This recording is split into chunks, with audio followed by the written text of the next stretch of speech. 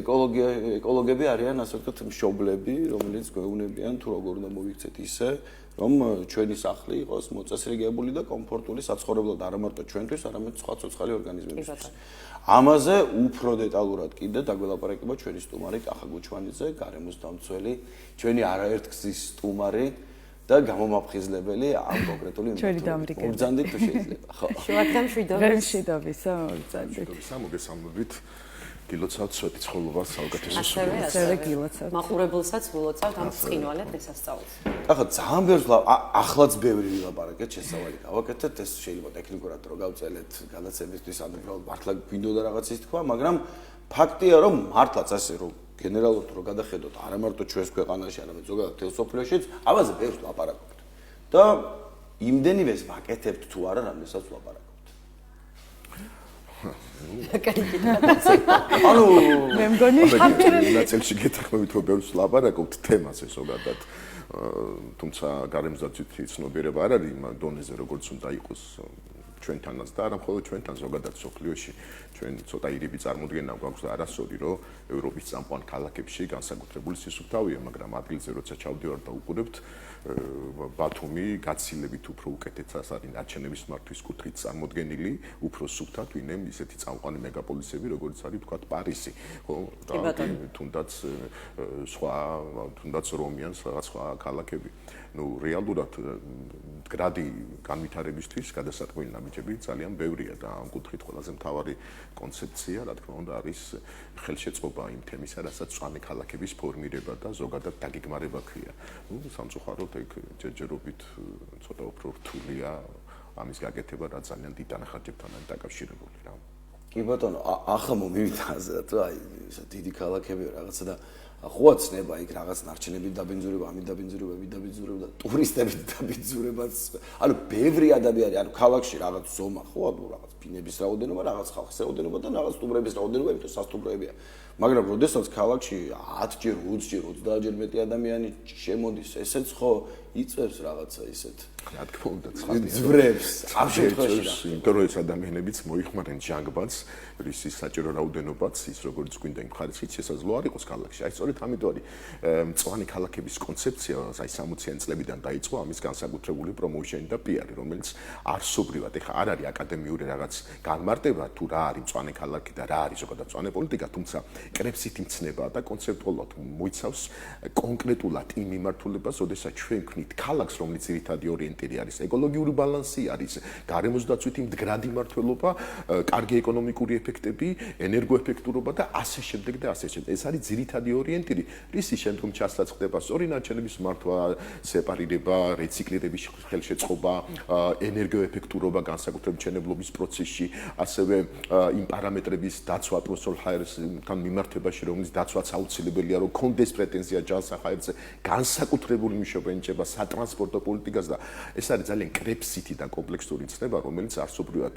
ძალიან მოდური და პრესტიჟული გახდა ბოლო პერიოდში. აი მაგალითად, ამ კუთხით არის კოპენჰაგენი ძალიან გამორჩეული, სინგაპური ვიცით, რომ ამ კუთხით შეიძლება ითქვას, რომ ერთგვარი მექა, რომელიც მწვანე ქალაქის კონცეფცია ძალიან კარგად განვითარებს და რაღაც დონეზე შესაძლოა ამ კუთხით ბათუმსაც გქონდეს პრეტენზია, თუ კი გადავხედავთ იმ ძირითად მონაცემებს და რეკომენდაციებს, რასაც ჯანდაცვის სოფლიო ორგანიზაცია იძლევა, ხო? ჩვენ გვეუბნება ჯანდაცვის სოფლიო ორგანიზაცია, რომ ყველაზე მინიმალური სტანდარტი ეცუ მოსახლეზე გამწვანებული სივრცისა, ოღონდ გამწვანებული სივრცეც კრებსით იმცნება და ამას ცოტა მოგვიანებით ჩავშლი, უნდა იყოს 9-დან 10 კვადრატულ მეტრამდე. ეს არის ყველაზე უარესი მდგომარეობა, რაც შეიძლება ურბანისტიკაში იყოს. ეს არის მინიმუმი. ანუ 10 კვადრატული სიმწვანე თითო ადამიანს. 1 კვადრატულ ადამიანზე ერთ მოსახლეზე ეს არის მინიმუმი, რაზეც შეიძლება ზოგადად საუბარი დავიწყოთ ურბანისტიკასთან მიმართებაში. ეგ არის მინიმუმი.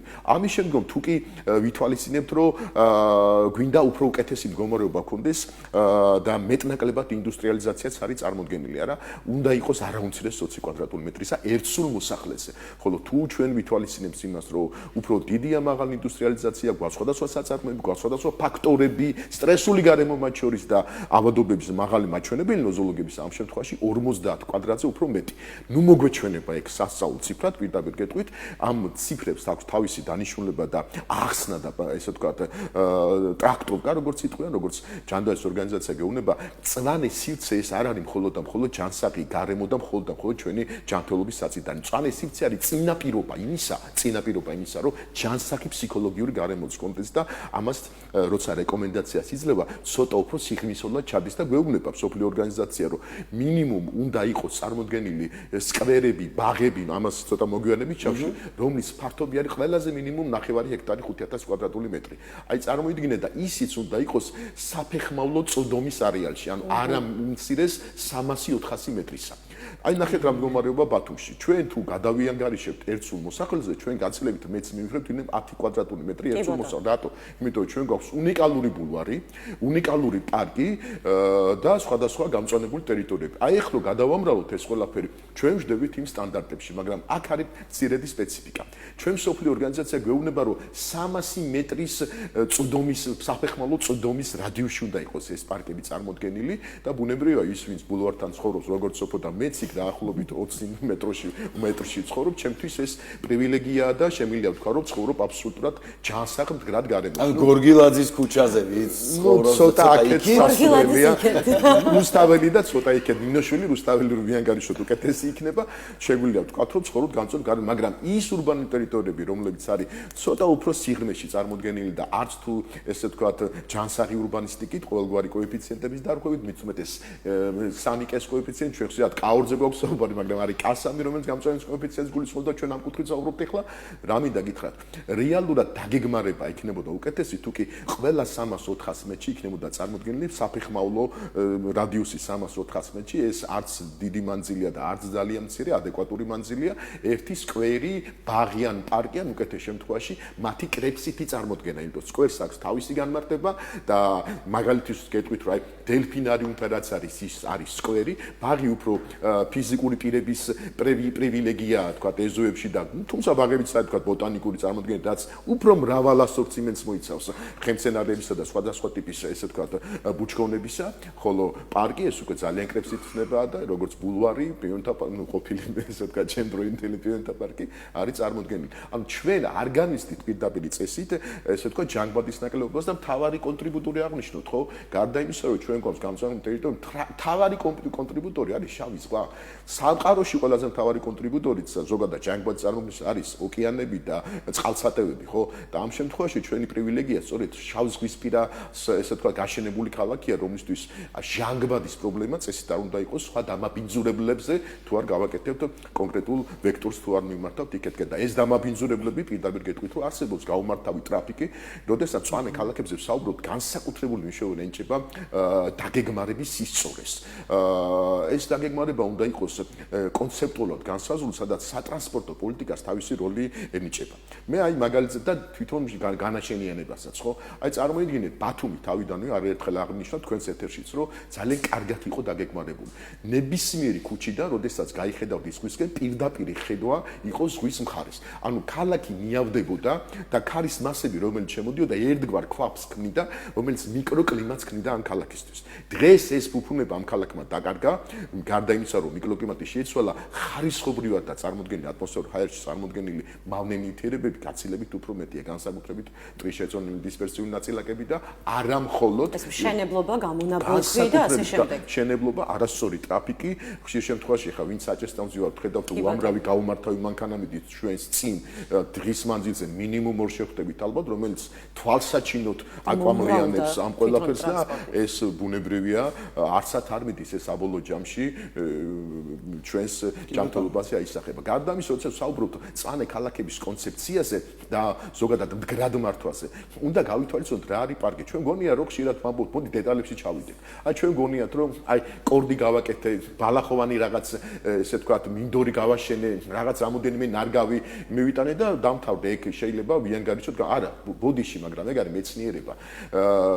ზოგადად ეკოლოგიაც გარკვეულწილად დისციპლინა და ბოტანიკა, ბიოლოგია ეს არის მეცნიერება, სადაც განსაზღვრულია თითოეულ ხეს რამდენი ჟანგბადის წარმოქმნა შეუძლია დამციგში რა მონაწილეობას ღებულობს. აი წარმოვიდგინეთ, მაგალითისთვის, აი ყველაზე საუკეთესო ჟანგბადის წარმოქმნელი ჩვენთვის არის მუხა, ну განსაკუთრებით კოლხური მუხა რა, რომელიც იმდეს წარმოქმნის, რაც საკმარისია თქვა დასრულ მუხაზეა საუბარი 10-12 ადამიანის სრულად უზრუნველყოფისთვის ჟანგბადი. წლის განმავლობაში, წლის განმავლობაში. გარდა ამისა, არყისხე, გარდა ამისა, ფიჭვი, რომელიც მარადმწვანეა და ტყვის ესე ვთქვათ, ამ ნაწილაკების შეწოვის და შემდგომ გადამუშავების უნარი გააჩნია. აი ეს ყველაფერი ერთად მაგალითისთვის რო გავაკეთოთ მინდორთან მიმართებაში.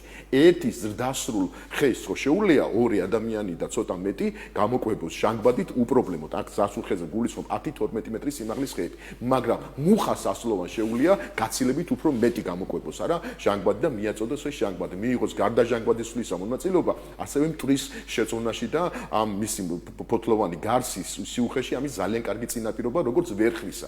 მაგრამ შედარებას თუ გავაკეთებთ, ნახავთ რომ 150 კვადრატულ მეტრზე გაშენებული კორდის კოეფიციენტი, რასაც წარმოქმნის ჟანგბადთან მიმართებაში, უდრის ერთ მუხას. ანუ ერთი მუხა აკეთებს იმას, რასაც 150 კვადრატული მეტრი და ცოტა უფრო მეტი ჩვეულებრივი ბალახოვანი საფარი და კორდი. ანუ მე არა ვარ ბალახოვანი საფარის წინამდე, თუ კი ეს ყველაფერი მოხდება თემატურად და კონცეპტუალურად, რაც გულისხმობს საფეხუროვან გამწვანებას. პირველი, რა თქმა უნდა, ბალახი ჟანგბადზე ეკოლოგიურ ციკლში თავის როლს ასრულებს, მაგრამ ისეთი ბუჩქონები, როგორც არის ტუია, როგორც არის ბარბარის, როგორც არის ლუგუსტრუმი და განსაკუთრებულ როლს ასრულებენ ჟანგბადის ტყის შეკავებაში. ჩვენ ხომ 2 მეტრის რადიუსში ვსუდგავთ, განსაკუთრებით ეხა სიმაღლიდან გამომდინარე, აი სწორედ ესენი ქვედა შრეში ასრულებენ ძალიან კარგ როლს. აი ხეები უფრო ზედა ნაწილში იკავებენ წარმავალ ამ მავნე ნივთიერებებს, ტყის შეწოვნილ ნაწილაკებს, არამხოლოდ ნაწილაკებს, მავნე თბურაირებს მათ შორის და შემდგომ ამ ციკლში ახვედრებენ. ანუ როცა ვსაუბრობთ გამწვანებაზე, ლანდშაფტურ დაგეგმარებაზე, ამას ჭირდება სკრუპულოზური დაკვირვება, აღქმა იმისა და გააზრება და ჩამოყალიბება მიზნად ჩვენ რისი მიღება გვინდა. ბათუმში რისი პრობლემა გვაქვს? გამონაბოლქვის მოდი დავკონკრეტეთ როგორი PM2.5 და PM10 ნაწილაკებისა, რომელიც განსხვავებულ პრობლემას ქმნის, არა? გარდა ამისა აზოტის დიოქსიდისა, რომელიც არც უკვე ისეთი მაღალიც არ არის. მოდი დავრგოთ ისეთი, თქვა გამწვანება გზაგამყოფებზე, რომელიც სწორედ მეცნიერულად განსაზღვრული იქნება, რომელი გვირჩევნია, ჭადარი თუ ვერხვი, თქვა საუკეთესო იქნებოდა ალბათ ჭადარიც, ვერხვი, წიწმოვნება ქვედა ნაწილში ტუია ლუგუსტრუმი წარმოდგენილი ბარბარისთან ერთად და რა თქმა უნდა ბალახოვანი საფარი, რაც ჯამში თლიან ეფექტს მოგცემს, როგორც ჟანგბადის მიღების კუთხით, ეფექტს მოგცემს ტყის, ესე ვთქვათ, სხვადასხვა ნაწილაკების დაკავშირებით მისი შემდგომი უკვე ჭალებში რეალიზაციების. მივხვდი რომ არაფერი არ ვიცით ეკოლოგიის შესახებ. აუ, საინტერესო. რაც შეიძლება მოკლედ ვისაუბროთ, იქ არის სხვა სიღრმეებიც ბუნებრივია. ამიტომ ვამბობ ხოლმე, როდესაც კონცეფცია იქმნება ქალაქის ლანდშაფტური დაგეგმარებისა და ჩვენ ვამბობთ, რომ გვაქვს პრეტენზია და ბათუმს მართლა აქვს საშუალება იმის, აი გუცბელად გეტყვით, მე თავად გახდეთ გამწვანების სამსახურის ხელმძღვანელი ქალაქ ბათუმის მერიის და ძალიან კარგად ვიცი რა რესურსი აქვს ამ ქალაქს. სწორი დაგეგმარებით, პროფესიული მიდგომით შეიძლება სწორედ იმ ლანდშაფტური დაგეგმარების შექმნა, რომელიც იმოდენა ეფექტს მოგცემს, რომ გავისურვოთ, რომ მერის შეთქმული აირების ემისიის შემცირების მხარეც არის ბათუმი და მერების შეთანხმების ამ კუთხითაც მივიღებთ ძალიან დიდ და მოსახლეობის პასუხისგებლობა ამ შემთხვევაში. მოსახლეობის პასუხისგებლობა იქნება განსაკუთრებულად, აი გაგიკვირდებათ, გეტყვით, განსაკუთრებულად ცოტა და მინიმალური მაშინ, როდესაც იქნება სკვერები, იმიტომ რომ ჩვენ რატომაც გონიათ, რომ სკვერი არის მხოლოდ და მხოლოდ ეკოლოგიური ეფექტი. არა, სკვერი არის ფსიქოლოგიური ეფექტი, ფსიქოსომატური ეფექტი. სკვერი არის ის, რაც საერთო ჯამში ჩვენს ფსიქიკურ ჯანმრთელობაზეც აისახება ძალიან კარგად. ეს დადგენილია სოფლიო ჯანდაცვის ორგანიზაციის მიერ. ოღონდ სკვერი, რომელიც ჩემი სახელიდან არა 2-3 კილომეტრის მოცილებით არის, არამედ სკვერი, რომელიც კნეფსითად ბაღსაც მოიცავს და პარკსაც მოიცავს, ოღონდ კარგი ასორტიმენტი თქვათ და არა იმით, რომ რაღაც დავრგე ხშირ შემთხვევაში თქვენ არ აკვირდებით, მაგრამ არის წარმოდგენილი საკარანტინო მცენარეები. აი, როდესაც ბავშვს ასეირნებთ, აი მაგალითად ოლეანდრასთან, აი თქვენ შეიძლება არ იყოთ ინფორმირებული და ბავშვმა რომ ეს წაიღოს პირში და თქვათ ან დასრისოს და მოხდეს, ახლა მე არ ვამბობ ლეთალურად დამთავრდება, მაგრამ ტოქსიკაციის, ინტოქსიკაციის შანსი არის საკმაოდ მაღალი. არის ესეთი მცენარეები, რომლის დარგვასაც თავისი სპეციფიკა გააჩნია. მაგნოლია თავს დგეს, ვიცი ბავშვი. მაგნოლიას თავისი მინუსები აქვს, თუმცა გრანდიფლორას თავისი პლუსი პლუსებიც გააჩნია, კლიმატის მიკროკლიმატი შექმნა ძალიან კარგ როლს თამაშობს. აი დაგეგმარება უნდა მოხდეს პროფესიონალების მიერ, რისი მიღება გვინდა ამ ქალაქში. აი როგორც ბულვარია თავის დროზე მნიშვნელოვანია მზის სხივები, როდესაც ეცემა დილით იოდი გამოიყოფა თან ზღვასთან ახლოს და ძირითადად პატარებს ამ შემთხვევაში ვასეირებს. მე ზოგადად ვფიქრობ, რომ ბათუმში რომ მოგვარდეს სატრანსპორტო, მდგრადი სატრანსპორტო პოლიტიკა გაკეთდეს ისე, როგორც ევროპულ ქალაქებისა ყველაზე მეტად რაც მოხდეს.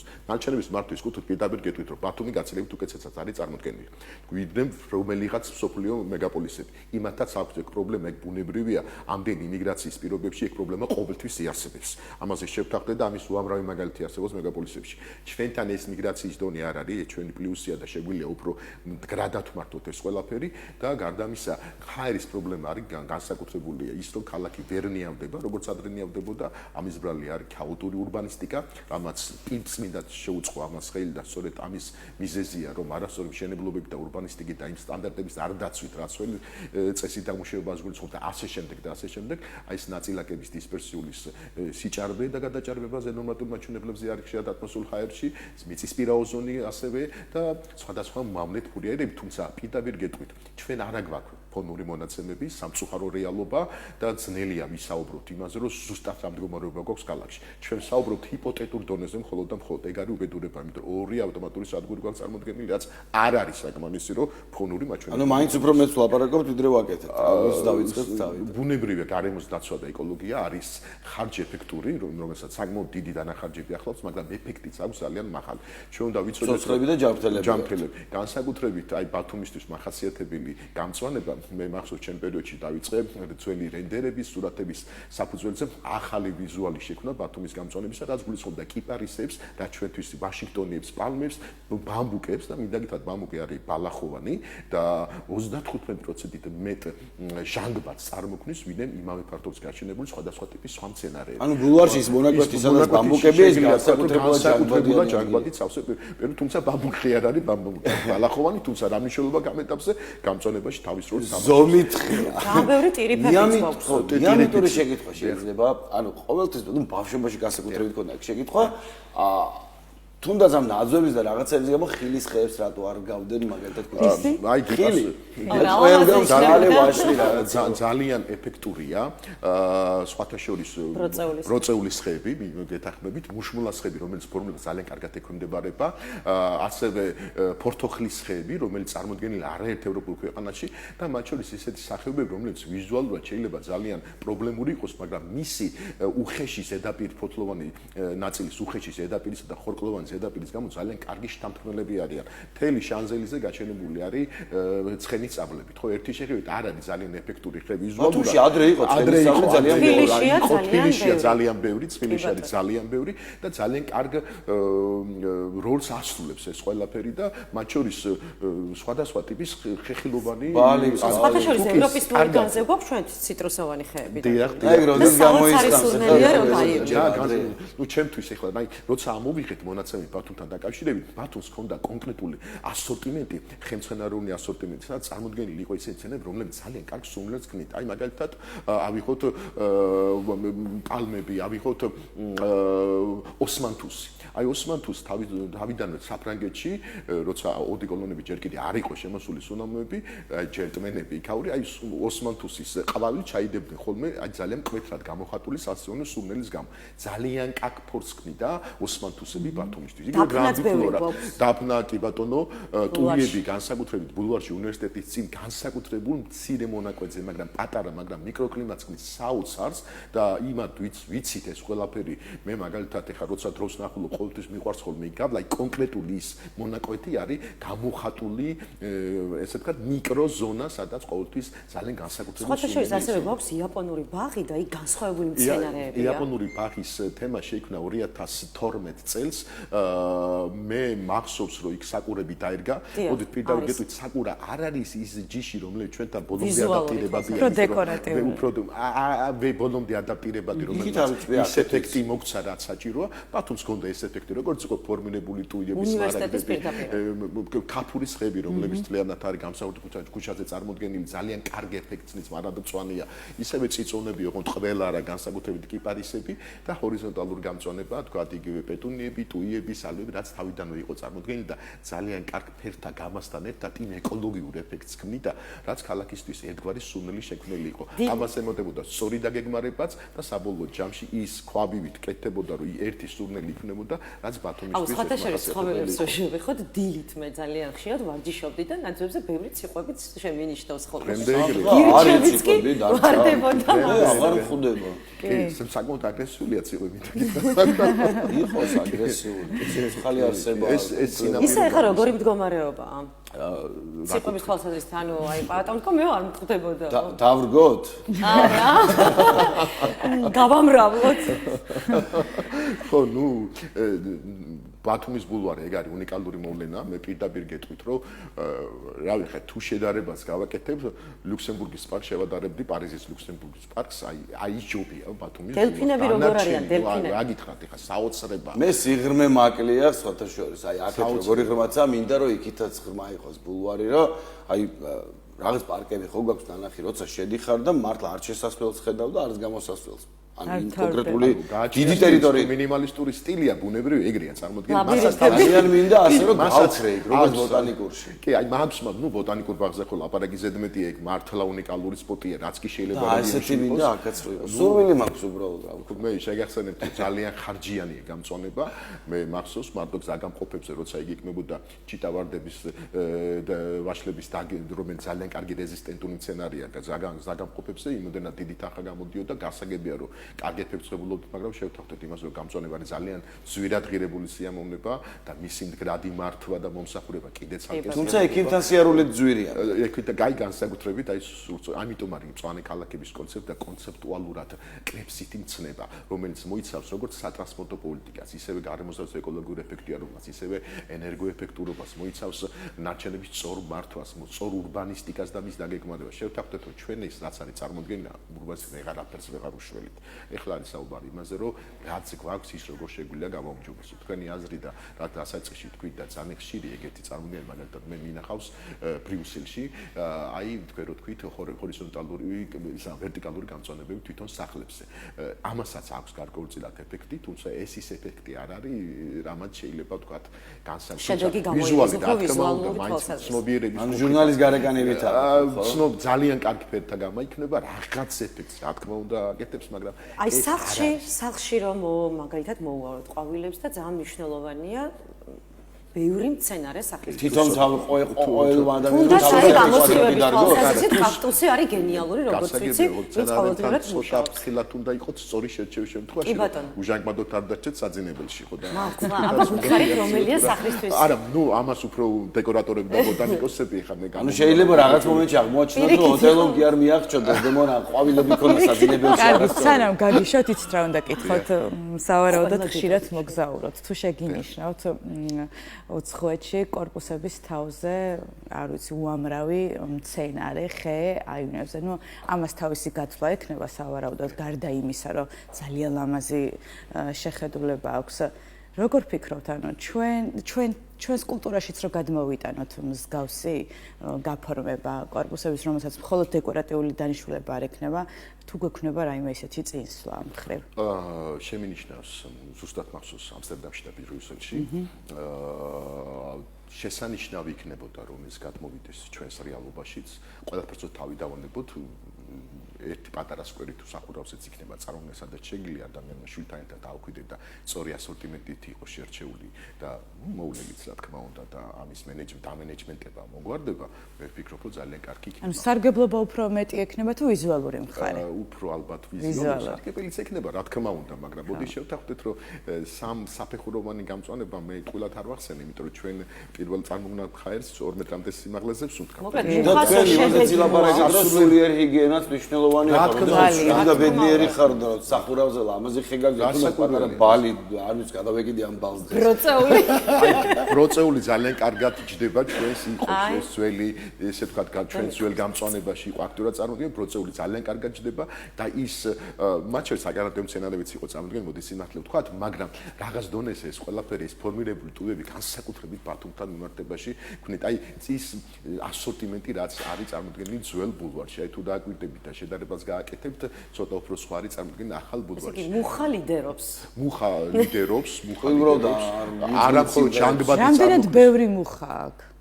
ნუ რუსთაველის ქუჩაზე არის დომინებული კოლხური მუხები, როგორც მახსოვს. არ არის მუხები ბევრი, გულწრფელად თქვა, მაგრამ ფიჭვები გვაქვს წარმოდგენილი და ფიჭვი ცოტა ქვევით, მაგრამ ნუ თათ ლიდერი, ერთ-ერთი ლიდერია, ვერხვები არის წარმოდგენილი, ერთ-ერთი ლიდერია, ჭადარიც მის ფუნქციას ასრულებს. ევკალიპტების უკვე აუცილებლობას მე ამ ქალაქში ვერ ხედავ და უფრო ჯაობი აღარ არის საკმარისად, ხო? სხვადასხვა ახლა დავაკვირდი, რომ სიმღერებში თქვენ რა ხეების ჩამოთვალეთ ფუნქციურად რაც ჭირდება ადამიანებს, ყველა ხეზე მღერი ვართ. ჭადარზე მღერი ვარ. კირიფებზეც. ხო და ხალხო ნეკერჩხალი გამომშა ბოდიშვილი განსაკუთრებულად არის წარმოდგენილი ნეკერჩხალი და მიუხედავად იმისა, რომ ეს არ არის რაღაც ძალიან მოცულობითი მაღალი ტაქსაციის კონე, მაგრამ ეს ნეკერჩხალს აქვს განსაკუთრებული უნარი, რომ მისი ფართო ვარჯის გამო ძალიან კარგი. არა, არის ჩვენთანაც წარმოდგენილი ბოტანიკურში განსაკუთრებით, არის ბულვარში წარმოდგენილი და ახალ ბულვარში და ალაგ-ალაგ გვაქვს სხვადასხვა ჯიშები. ეს მოკლედ ულევი თემაა და იმედი გვაქვს სხვა კუთხითაც ამაზე ვილაპარაკებთ, როდესაც გეცლებათ რა თქმა უნდა, იმიტომ რომ თქვენს გადატვირთული ხართ და ამაზე არ მარტო საუბრობთ, არამედ ამის მიმართულებით ბევრი რაღაცის კეთებით და ჩვენც რა თქმა უნდა ამ ყველაფერს მივყვებით და თემატურად შევეცდებით, რომ ყველაფერი გავაშუქოთ, იმიტომ რომ მაინც უნდა ვიფიქროთ იმაზე, რომ ყოველი ჩვენგანი პასუხისგებლობაცაა, თუნდაც ავის დაწყებული იქიდან რომ ავირჩიოთ ხალხი, ვინც ამ ყველაფერს მიხედავს და იქამდე მისული, რომ ჩვენ თვითონაც არ დავაბინძუროთ ყველაფერი, იმიტომ რომ ახლა ერთის შენ რასაც ამბობდი, ხო, ყოველ ჩვენგანს კი შეუძლია ის მინიმალური სამყოფი 10 კვადრატული მეტრი ბალახი დარგოს, მაგრამ ამას ჯობია ვიღაცა სისტემურად მიხედავს და ჩვენ ბალახი არ ყოფს ეგანთი. ნუ ხუმრობით ამბობ და ჩვენ სხვა რაღაცები ვაკეთოთ, რაშიც უკეთესები ვარ და ყველამ თავის საქმე. და ხშირად ცნობიერების ამაღლების კუთხით აი ესეთი სტუმრები უნდა მოვიწვიოთ, იმიტომ რომ დღესაც ჩვენც კიდევ ბევრი ახალი რამ გავიგებთ და გავითვალისწინებთ და მხოლოდ არ ვისაუბრებთ, გავითვალისწინებთ. გარემოს დამცველი